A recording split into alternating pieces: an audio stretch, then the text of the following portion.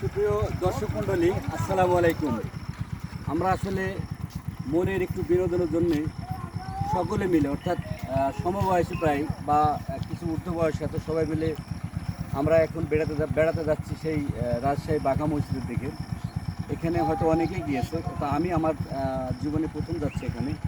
5 টাকার নোটের উপরে যে মসজিদটা আছে সেই মসজিদটাকে কেন্দ্র করে আমরা এখানে যাচ্ছি।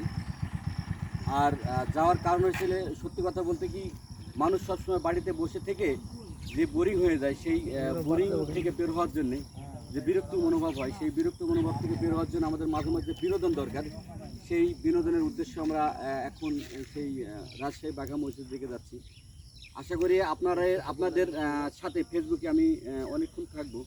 সবাই মিলে আমাদের বিনোদন করছি, সেই বিনোদনের মোটামুটি টুকিটাকে আপনাদের সামনে শেয়ার করবো। এটা আপনাদের আসলে ভালো লাগবে কি জানি নি, তবে চেষ্টা করবো আপনাদের ভালো লাগার জন্য।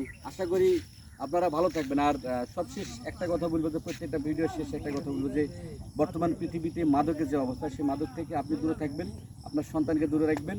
তাহলে আপনি আপনার সংসার এবং দেশের মানুষ সকলে ভালো থাকবেন। মাদকটা না বলবেন, মাদক থেকে দূরে থাকবেন।